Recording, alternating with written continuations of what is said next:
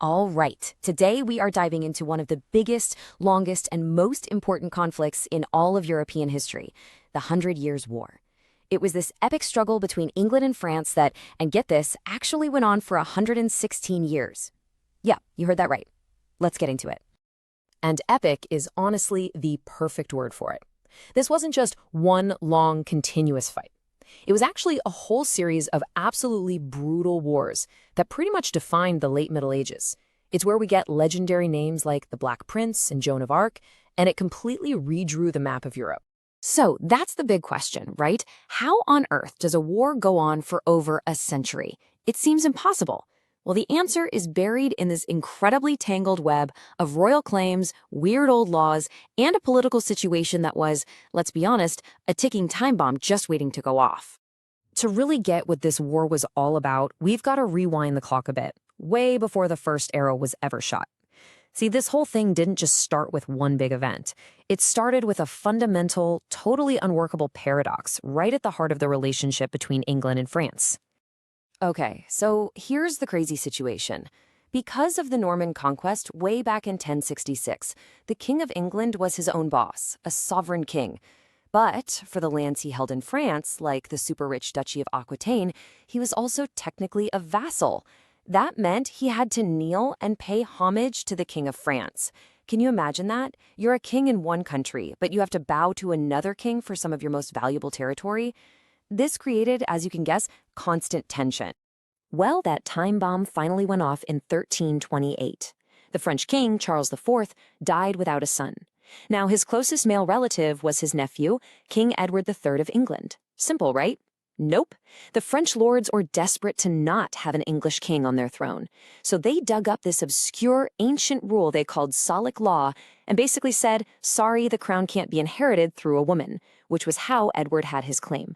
And just like that, they gave the crown to a French cousin, Philip VI, a move that would kickstart a century of bloodshed. After that, things escalated fast. Edward kind of accepted it at first, but you know that wasn't going to last. Tensions just simmered. Then Edward went and crushed France's allies, the Scots. So Philip VI decided to hit back. In 1337, he declared that he was confiscating the Duchy of Aquitaine.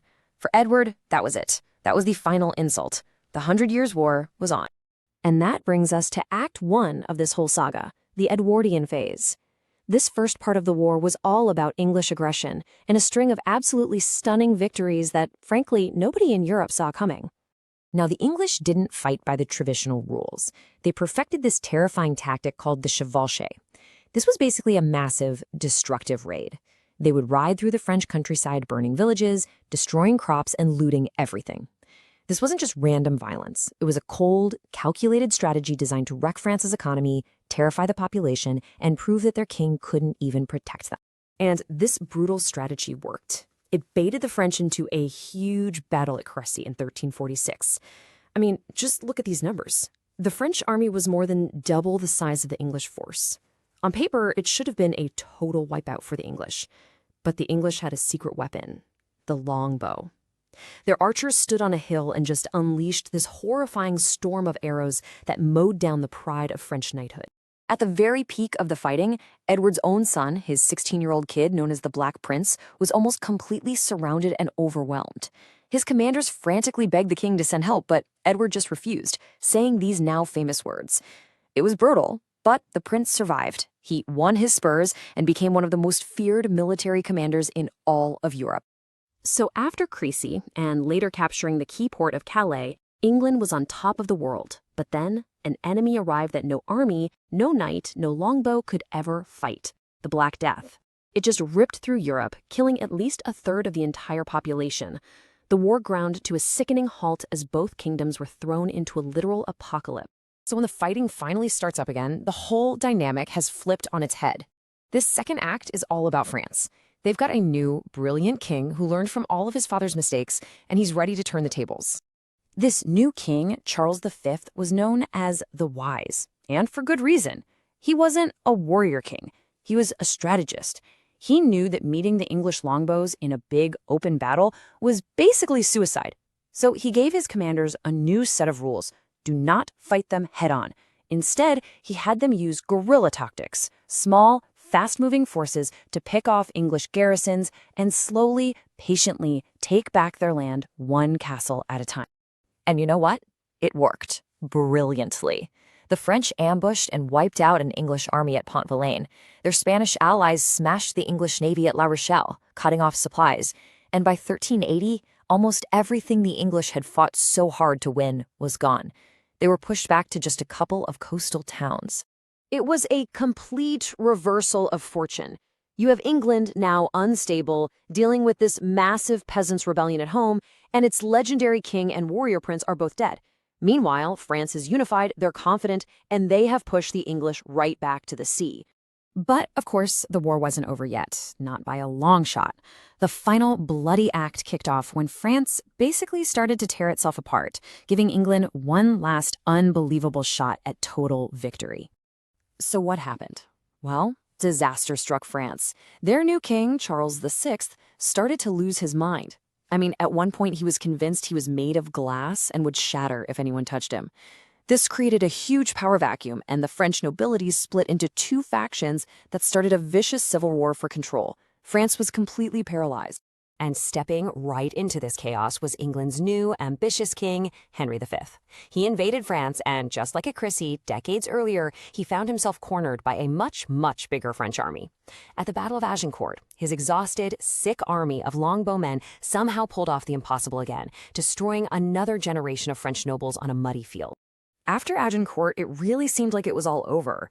Henry V conquered Normandy and actually forced the mad French king to name him as the heir to the throne. The worst seemed won. England had done it. With France totally broken and bleeding, who could possibly save it now? Well, the answer was maybe the most unlikely hero in all of history. A teenage peasant girl who said she heard the voice of God. Joan of Arc. Her arrival on the scene was absolutely electrifying. She shattered the English siege of Orleans, which was this huge psychological blow to the English. Then she led the rightful French prince, Charles, to be crowned king, making him the one true king in the eyes of the people. Now, she was eventually captured and executed, but her legacy, her spirit, it had completely reignited French pride and their will to fight. Inspired by Joan's martyrdom, the French armies rallied like never before.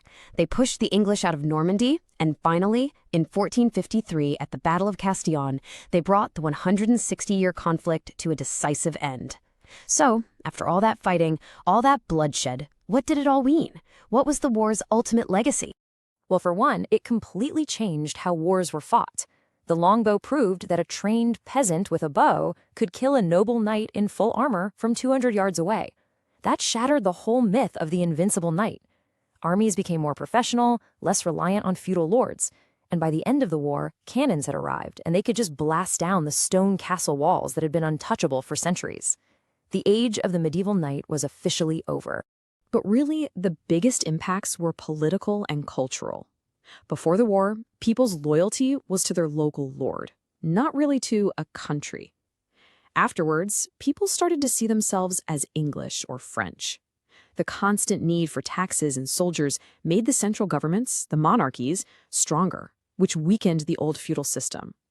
And for England, losing all its land in France forced it to become the island nation we know today, ending its dream of a European empire.